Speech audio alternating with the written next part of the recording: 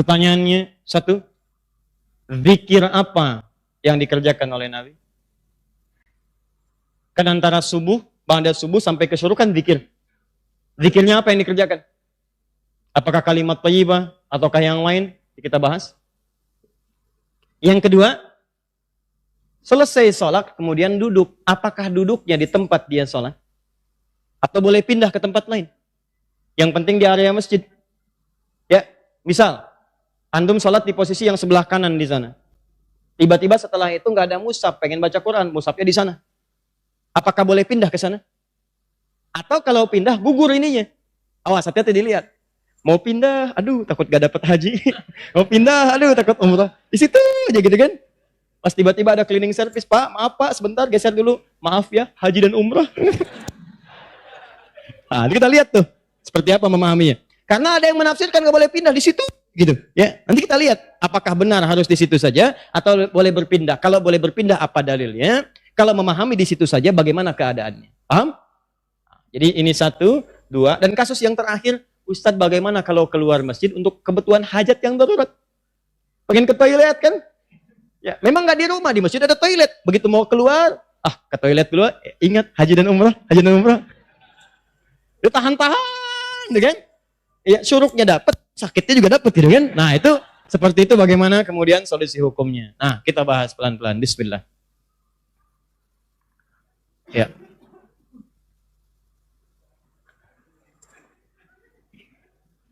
Ya, mudah-mudahan yang menghapus dapat senilai haji dan umrah.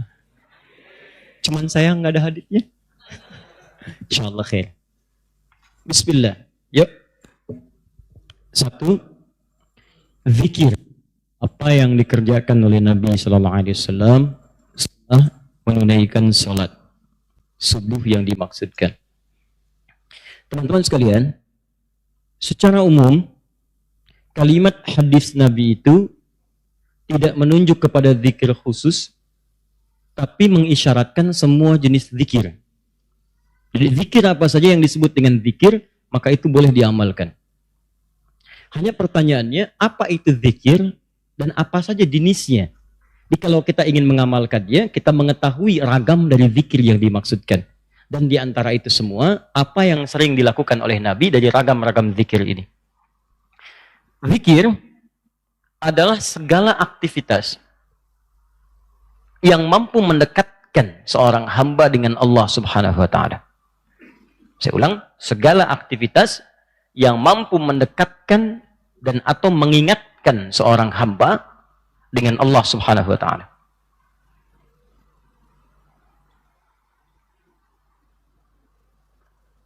Di dalam Al-Qur'an disebutkan beberapa aktivitas yang mampu mendekatkan dan mengingatkan kita dengan Allah dan langsung disebut dengan zikir. Dan ini pun dipraktekkan oleh Nabi sallallahu alaihi wasallam. Contoh.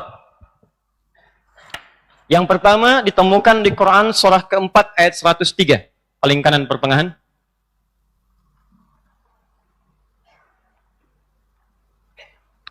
Fa idza qadaytumus salata fadhkurullaha qiyaman wa qu'udan wa ala junubikum. Maka jika Anda telah tuntas mengerjakan salat, maka segeralah berzikir kepada Allah Subhanahu wa taala. Di amalan sunnah pasca salat berzikir, zikir dulu. Bisa Anda kerjakan kalau buru-buru ya sambil berdiri berjalan. Ini waktu umum ya. Misalnya ini Anda sudah salat zuhur nih harus ke kantor, ya, dikejar-kejar langsung berangkat lagi. Tapi kan Anda buru-buru keluar pun kan tidak mengganggu Anda untuk mengucapkan kalimat-kalimat zikir. Misalnya apa? Nabi mengamalkan pasca salat hadis riwayat Muslim, nomor hadis 571. Hadis riwayat Muslim. Nomor hadis 571. Setiap selesai salat Nabi mengatakan, perhatikan kalimatnya, astaghfirullah, astaghfirullah, astaghfirullah. Allahumma antas salam, wa minkas salam, tabarakta ya dzal jalali wal ikram. Apa Anda enggak bisa sambil keluar mengucapkan astaghfirullah, astaghfirullah, astaghfirullah? Ini kata Al-Quran, sesibuk apapun Anda, begitu selesai sholat apa nggak bisa sambil jalan astagfirullah, astagfirullah, astagfirullah. Daripada Anda keluar membicarakan sesuatu yang tidak penting.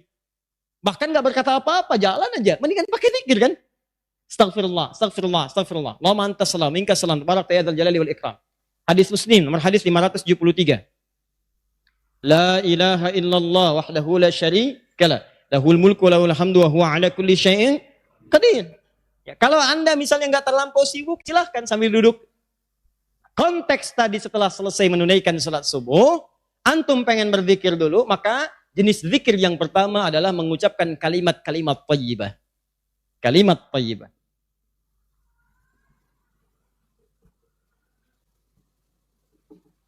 Bisa sifatnya istighfar. Ini dalilnya. Ya. Astaghfirullah, astaghfirullah, astaghfirullah. Ini yang paling singkat. Mau yang agak panjang, Astaghfirullahaladzim, alladzi la ilaha illa huwal hayyul qayyum wa natubu ilaihi. Silakan. Ya, kalau mau yang paling singkat, astaghfirullah, astaghfirullah, astaghfirullah. Sambungkan Allahumma antas salam, minkas salam, tabaraka dzal jalali wal ikram. Tambah lagi dengan kalimat-kalimat tauhid. La ilaha illallah wahdahu la syarika mulku wa lahul hamdu wa huwa ala kulli syai'in qadir. Kalau mau ditambahkan yang lebih lengkap ada la ilaha illallah wahdahu la syarikalah lahul mulku wa lahul hamdu yuhyi wa yumiitu wa huwa ala kulli syai'in qadir. Singkatnya kalimat tauhid. Nah, ini masuk dalam kategori kalimat thayyibah. Ini. Dalilnya yang ini. Hadis Muslim, hadis 573. Boleh selesai menunaikan salat subuh, salam ke kanan dan ke kiri, antum mulai berzikir dengan kalimat thayyibah. Astaghfirullahaladzim, astaghfirullahaladzim. Atau kalau mau singkat, astaghfirullah, astaghfirullah, astaghfirullah. Kan? Baik, teman-teman, ingat baik-baik ya. Karena zikir itu definisinya segala aktivitas yang membuat kita dekat dan ingat kepada Allah.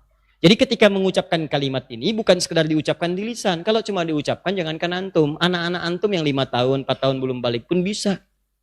Apa bedanya bacaan mereka? Sambil ingat Allah. Sambil diingat. Astagfirullah. Apa artinya astagfirullah? Ampuni saya minta ampun. Ya, istighfar. Istighfar itu istighfar. Gini. Istighfar. Gini. Lihat sini fokus. Istighfar itu dari kata ghafara asalnya. Ghafara itu disandingkan dalam Al-Quran dengan kata dzanaba dzambun. Dzanaba dzambun.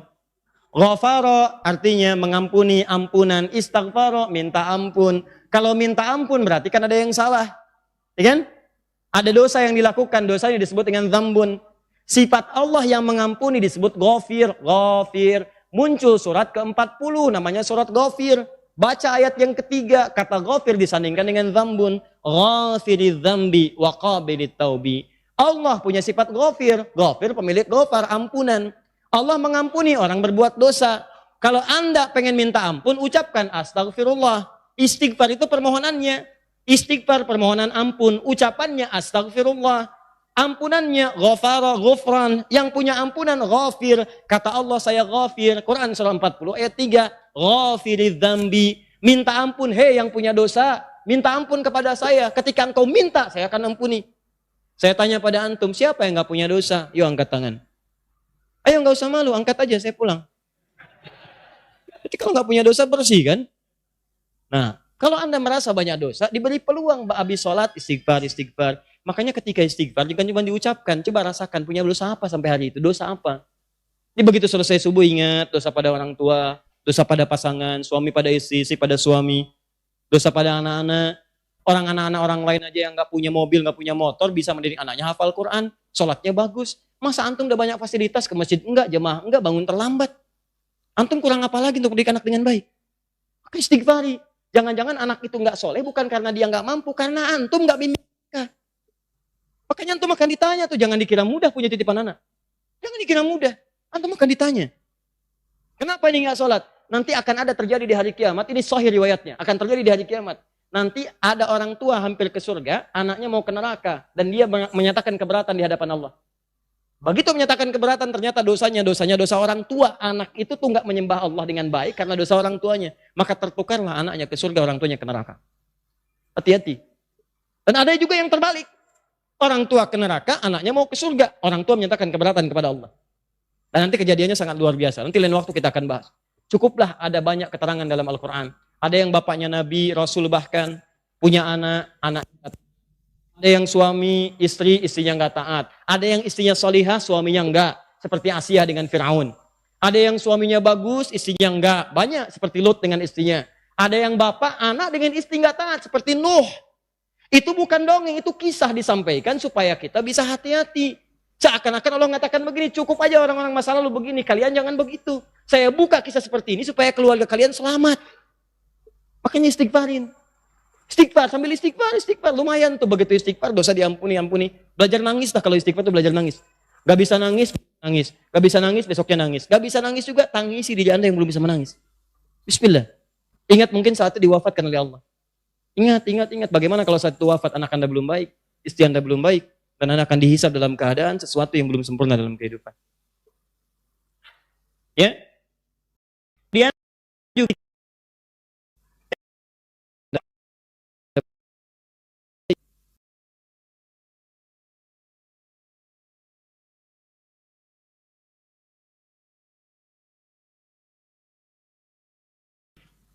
Inna nahnu nazzalna dzikra wa inna lahu lahafizun. Sungguh kami turunkan Al-Quran sebagai zikir, kata Allah.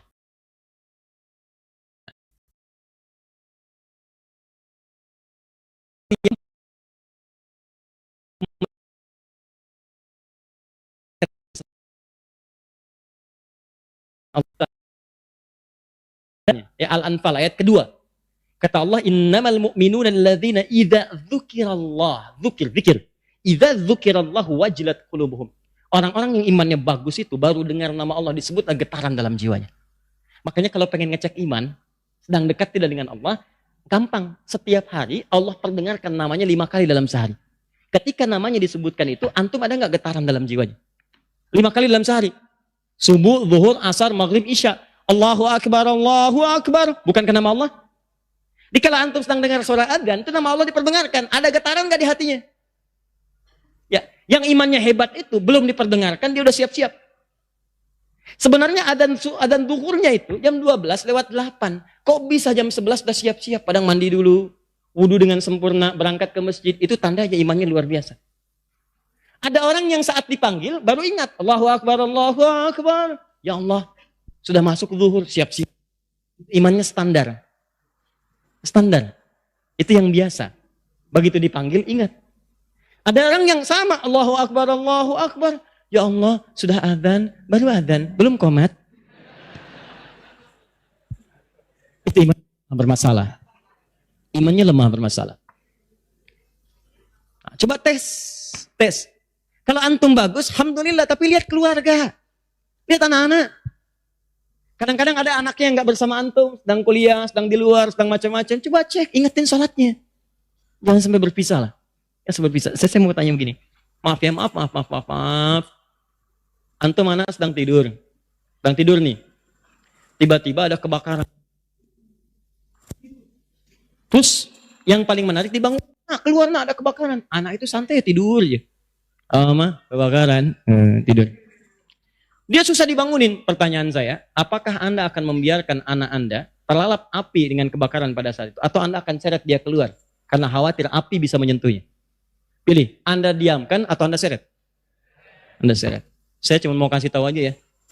Maka itu lebih dahsyat daripada api kebakaran yang akan meruntuhkan rumah Anda. Kalau Anda merasa takut anak Anda terkena api dalam kebakaran itu, Anda harus lebih merasa takut anak Anda dihancurkan oleh api neraka sedangkan Anda bisa melihatnya. Maka coba pikirkan hal demikian. Jadi begitu Anda melihat anak itu, mohon maaf ya, susah bangun, coba bangunkan dia. Rasakan bagaimana saat itu kemudian ada hukuman-hukuman Allah akan menanti dirinya. Bismillah. Ya, doakan dulu malamnya, doakan, minta sama Allah supaya anak diberikan hidayah, dikuatkan, diberikan kebaikan. Ya sayanglah, ini anak-anak coba lihat ada yang dibawa ke taklim. Bagaimana kalau di akhirat berpisah dengan mereka? Ya, itu teman-teman. Ya, wa idza tuliyat alaihim ayatuhu, kalau dibacakan kepada ayat-ayat Allah, zadathum imana wa ala rabbihim yatawakkalun. Maka yang hebat jangankan baca, kalau dibacakan kepada mereka ayat-ayat Allah, dengar Al-Qur'an, bertambah imannya dan merasa lebih dekat dengan Allah. Makanya kalau orang baca Quran itu hubungan dengan Allah semakin dekat. Karena itu hubungan yang dekat dengan Allah, langsung ingat Allah disebut dengan zikir. Karena itu kata Allah, saya turun Al-Quran. Di antara fungsinya untuk zikir. Jadi kalau Anda ba'da salat subuh misalnya, sudah astagfirullah, istighfar, syuruk belum muncul. Ambil mushaf. Ya, baca. Saya pengennya istighfar aja Ustaz. Astagfirullah, syuruknya kalau belum tiba juga. Astagfirullah, belum syuruk juga. Ada astagfirullah. Ya. Iya. Ambil mushaf, baca. Pahala lebih banyak. Setiap hurufnya 10 kebaikan. Ya, 10 kebaikan. Ramadan nanti tambah jadi 100. Setiap hurufnya 100. Makanya saya sarankan dari sekarang, bikin kurikulum. Nanti bulan depan saat masuk Sya'ban, saya akan terangkan kurikulum Nabi saat di bulan Ramadan. Nanti yang bisa dikerjakan saat Ramadan apa saja. Kelemahan orang Islam sekarang, begitu masuk Ramadan, dia tidak punya rencana kegiatan Ramadan.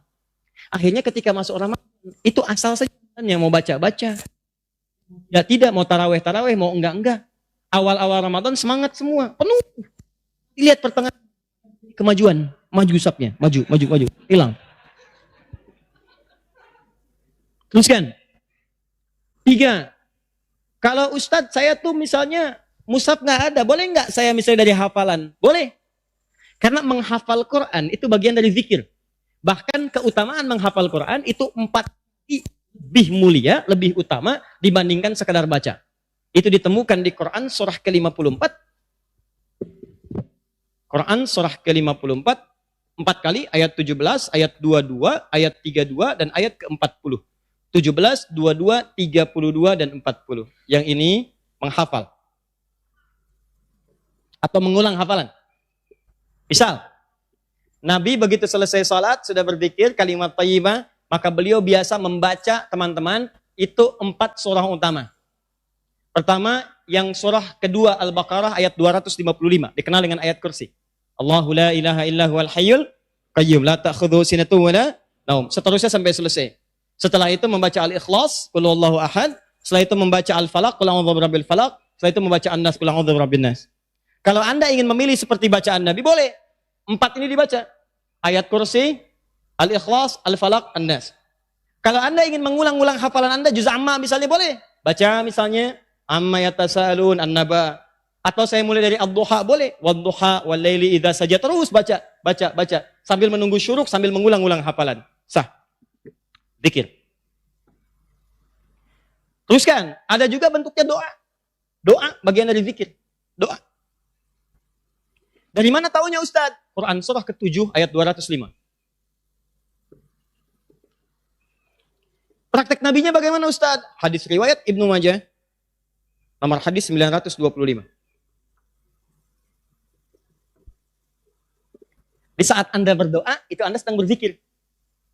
Ya, makanya kan ketika Anda berdoa, Anda merasa lebih dekat dengan Allah kan? Ya, merasa nyambung gitu. Ya, perhatikan kalimatnya. Ketika Anda berdoa disebutnya zikir. Wadhkur rabbaka darru'an wa khifatan wa dunal jahri minal qaul. Kata Allah, kalau Anda sedang punya masalah, ada persoalan, jangan mengeluh. Jangan mengeluh, apalagi bikin status, gak menyelesaikan masalah. Gak masalah bikin status. Dia tidak seperti yang aku kira. Selesai juga enggak. Terus nungguin komentar, itu paling kasihan tuh, nungguin itu. Aduh, kasihan, belum ada yang komen. Ya, udah 2 jam baru muncul. Kenapa Jeng? Gitu kan? Baru dijawab. Iya ya, gelisah hati ini. Muncul lagi komen yang lain. Duh, gak nyangka ya. Nyangka. Capek, gak selesai. Masalah selesai? Tidak, cuma nambah. Nambah masalah aja. Kata Allah kalau punya masalah, tenangkan hati, berdoa, sebut nama Allah. Itu lebih memberikan ketenangan. Zikir itu selain mendekatkan kita pada Allah, zikir itu membuat hati lebih tenang. Tenang. Makanya ketika Allah menyebutkan fungsi zikir di Quran surah 13 ayat ke-28. Allah sampaikan begini, ala bidzikrillahi tatma'innul qulub. Kamu mesti yakin kata Allah dengan berzikir kepada Allah, hati kamu akan tenang. Makanya kalau sedang punya persoalan, bawa ke zikir. Ambil wudu, baca Quran. Begitu antum baca Quran, walaupun solusi belum tiba, hati lebih tenang. Dan lebih objektif, kalau orang tenang itu dapetin solusinya gampang gitu, tenang. Solusi mudah dicari. Tapi kalau antum gelisah walaupun ada solusi, nggak akan sempurna nanti masalah diselesaikan. Paham ya? Di doa, itu bagian dari zikir. Di antara doa yang dibacakan oleh Nabi, itu setiap selesai sholat, itu ada kalimat singkat tapi padat. Allahumma inni atau inna. Kalau inni untuk sendiri, kalau inna untuk banyak. Allahumma inni as'aluka ilman nafi'a wa rizqan thayyiba wa amalan mutaqabbala.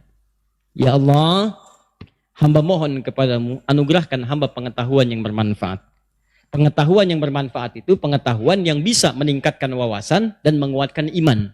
Itu rumusnya di Quran surah 58 ayat ke-11. Jadi kalau teman-teman ngaji dengan siapapun, ustadz manapun, di tempat manapun, ukurannya dua. Wawasannya bertambah enggak? Awas hati-hati, kalau ngaji tapi wawasan enggak bertambah, itu ada sesuatu yang salah di pengajian nih. Ngaji cuman ketawa aja gitu kan. Tapi enggak jelas dapatnya apa.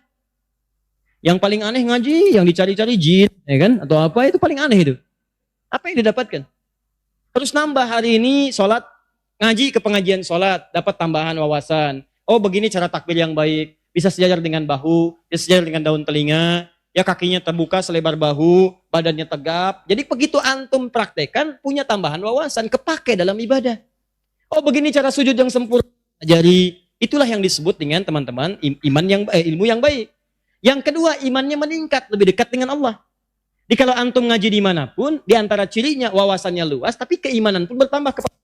Karena ada orang yang belajar Islam Pak, cuman keimanannya makin berkurang. Itu yang paling aneh tuh orang-orang liberal. Belajar Islam ke Eropa. Belajar Islam ke Amerika. Pulang-pulang konslet. Betul ya, semua agama sama. Menuju Tuhan yang sama. Cuman caranya beda-beda. Ente ini aneh belajar Islam pada orang yang bukan Islam. Belajar sholat pada orang yang tidak sholat. Ini bagaimana bisa mendapatkan nilai-nilai sholat dalam kehidupan? Makanya pulang-pulang pada aneh. Hargailah hak LGBT. Banyak akhirnya. Jadi penyakit akhirnya gitu kan. Nah, dan kita doakan dengan baik, arahkan pada yang baik. Jadi kalau ada yang kurang-kurang tuh kita doakan. Ya buang dulu celaan-celaan. Yang kalau mau dicela itu perbuatannya, bukan orangnya. Celak perbuatannya, kemudian doakan kepada yang lebih baik. Karena boleh jadi dia bisa berubah dalam kebaikan. Paham sampai sini? Jadi demikian teman-teman sekalian. Ya, doa isi. Kemudian di situ awas hati-hati ya, dua ya cirinya ya. Satu imannya menguat, kedua wawasan bertambah. Termasuk pengajian saya ini ya, kalau saya mengajar dimanapun, tidak membuat Anda lebih dekat dengan Allah, tolong tinggalkan saya. Anda cari guru lain. Cari guru lain, cari yang baik-baik. Yang membuat Anda lebih dekat dengan Allah. Atau Anda lebih dekat dengan Allah, cuman sayang, wawasan gak bertambah, itu pun bahaya. Ibadah gak cukup dengan semangat. Ya Allah, saya banyak dosa, saya pengen berubah ya Allah. Saya semakin kuat imannya, besok saya sholat subuh 4 rakaat. Gak bisa. Ya. Jadi iman kuat tapi wawasan gak ada gitu. Begitu sholat subuh 4 rakaat, itu kan bahaya. Ya, paham ya? Nah, jadi dua ini mesti balance ya, antara iman dengan ilmu itu mesti seimbang. Tayyib, fokus baik-baik. Satu, kita ulangi apa saya tadi, satu kalimat thayyibat. Yang kedua, bacaan Al-Quran, kan? Yang ketiga, baca hafalan ayat-ayat Al-Quran. Yang keempat, doa. Yang kelima, menyebutkan nama-nama Allah atau Al-Asma'ul Husna. Boleh, itu zikir. Ustadz apa dalilnya? Dalilnya Quran surah kedua ayat 152 ditafsirkan dengan Quran surah ke-17 ayat 110. Quran surah kedua ayat 152 paling kanan sebelah bawah ditafsir dengan Quran surah 17 ayat 110 paling kanan di pertengahan. Ini bagian terakhir. Quran surah kedua ayat 152 Allah minta fadhkuruni, kata Allah zikir, sebut aku. Sebut nama Allah. Orang-orang yang sering menyebut Allah maka akan disebut-sebut namanya oleh Allah. Indah ya. Antum aja nama disebut-sebut di TV, senangnya luar biasa kan? Wah, Pak Asep adalah jamaah subuh yang sangat luar biasa. Datang ke Masjid Nurul Bahri, jam 3 sudah di masjid, masuk tayangan Anda. Tapi memang disayangkan, jam 3 sudah adzan Pak Asep, ya kan? Tapi kan antum enak. Ya, disebutkan di TV tersanjung. Ya, disebutkan di komplek tersanjung. Kenapa antum tidak merasa tersanjung ketika nama antum disebut-sebut oleh Allah Subhanahu wa taala? Kata Allah, "Fadhkuruni adzkurkum." Sebut namaku. Ketika engkau menyebutku, aku akan sebut-sebut namamu. Maka ada hamba-hamba Allah yang disebut oleh Allah. Sipulan. Ya, di antara yang disebut itu ada dua. Siapa? Orang-orang yang sering menyebut nama Allah, khususnya terkait dengan nama-namanya yang mulia. Dari mana taunya? Tafsirkan dengan Quran surah 17 ayat 110. Perhatikan kalimatnya. Kata Allah, "Qulidullaha." Panggil aku Allah. Sebut. Minta. Ada masalah, ada doa, ada masalah, ada solusi, pengen nyebut Allah, sedang punya persoalan, sebut. Kata Allah, panggil namaku Allah. Awilur Rahman atau Ar-Rahman. Di paling singkat kalau Anda sedang ada masalah, pengen solusi, atau pengen menyebut nama Allah, sebut ya Allah, ya Allah, ya Rahman. Tapi Allah tawarkan begini, ayyamma tad'u falahul asmaul husna. Ketika engkau ingin memanggilku, menyebutku, aku punya nama-nama terbaik yang sangat sesuai dengan kebutuhan kalian. Di teman-teman bisa sebutkan, misal Anda di pagi itu berharap rezeki pengen ditambah oleh Allah. Sebut, ya Allah ya Razzaq, ya Allah ya Razzaq, ya Allah ya Razzaq, ya Allah ya Razzaq. Allahumma zid fir rizqi, Allahumma rzuqni rizqan tayyiban halala. Ya Allah ya Razzaq, ya Allah pemilik rezeki, zidni fir rizqi, ya Allah tambahkan rezeki saya. Allahumma rzuqni rizqan halalan tayyiban, kepada yang terbaik yang mampu saya dapatkan. Anda sedang punya pesan, ya Al-Fattah, iftah li kullil khair. Ya Allah ya Al-Fattah yang pemilik segala solusi, bukakan kepadaku solusi terbaik dari setiap persoalan yang aku alami sampai dengan saat ini.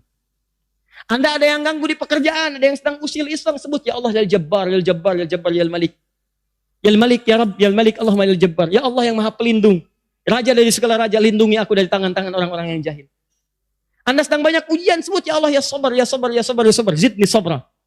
Ya Allah yang Maha memiliki segala sifat kesabaran, tolong tambahkan kesabaran pada diriku untuk bisa mampu mengatasi ujian yang tengah engkau ujikan. Anda yang sedang mau ujian, ya Allah, Allahumma ya Alim, ya Alim, ya Alim, ya Alim, alimni ya Allah ma jahiltu, wanfa'ni bima ta'allamtu, wa najihni fi imtihani ya Allah bima radit. Ya Allah yang Alim, yang Maha pemilik ilmu, tambahkan ilmu kepadaku, ajarkan apa yang belum aku ketahui, berikan manfaat pada apa yang telah aku pelajari, dan luluskan aku dalam ujian yang akan aku alami. Indah, minta, minta, minta. Kata Allah, udhkurni, fadhkuruni, adhkurkum. Sebut saya, aku sebut kamu. Engkau panggil namaku dengan nama terbaikku, aku berikan kemuliaan sesuai dengan apa yang kau butuhkan. Cukup Pak, 5 ini kerjakan habis subuh, selesai. Astagfirullah, astagfirullah, astagfirullah. Allahumma antas salam. Habis itu baca Quran. Baca Quran diulang. Ya, ayat kursi, Al-Ikhlas, Al-Falaq, An-Nas. Habis itu kemudian antum berdoa, habis doa sebut nama Allah. Oh, begitu lihat jam 8. Pip, bunyi, waktu syuruk muncul, gitu kan? Kan sekarang udah zaman digital kan? Zaman digital. Ya, ngitungnya gampang kok, biasanya itu kalau dari subuh teman-teman dari waktunya itu 1 jam, 1,5 jam itu udah masuk syuruk. 1 jam lah. 1 jam. Jadi kalau sekarang kurang lebih jam 5 misalnya, ya itu 1 jam kemudian, terus 1 jam lewat 10-15 menit sudah masuk ke syuruk. Ya, jadi begitu sudah masuk syuruk, ya antum tunaikan salat 2 rakaat. Ada yang nunggu dulu 5 menit supaya lebih aman misalnya, silakan. Gak ada masalah. Tunggu 5 menit selesai, tunaikan salat 2 rakaat. Begitu salat sujud lamain. Ya Allah dekatkan aku kepadamu. Ya Allah jadikan aku terhubung dengan ridhamu. Ya Allah berikan aku kemuliaan-kemuliaan. Sekalipun belum haji berikan pahala haji dan umrah kepadaku. Masya Allah. Ya begitu antum selesai salam dapat senilai haji dan umrah. Luar biasa. Begitu dapat keluar masjid meninggal dunia misalnya. Luar biasa. Pahala surga lah seperti itu. Ya sudah belajar, sudah berdoa, sudah istighfar, keluar masjid meninggal. Mau seperti itu? Nanti habis talim insya Allah ya. Sekarang kan masih talim. Tapi kan kita nggak bisa milih gitu kan. Nggak bisa milih. Ajal itu Quran surah 7 ayat 34. Walikulli ummatin ajal. Setiap umat ada batas waktu hidupnya ajal. Fa idza jaa ajaluhum la yastakhiruna sa'atan wa la yastaqdimun. Kalau sudah tiba nggak bisa milih. Ya nggak bisa maju, nggak bisa dimajuin. Makanya orang bunuh diri nggak ada kerjaan. Nggak ada kerjaan. Kalau belum waktunya nggak akan meninggal. Dia nelen baygon 1 kontainer. Kalau belum waktunya meninggal nggak akan meninggal. Nggak ada kerjaan, nggak usah. Kasih tahu teman-teman yang kira-kira hidupnya melihat tidak ada harapan, masih banyak harapan. Kalau pengen banyak harapan ke Bekasi, ada Harapan Indah, Duta Harapan, Ujung Harapan, banyak semua sana. Ya.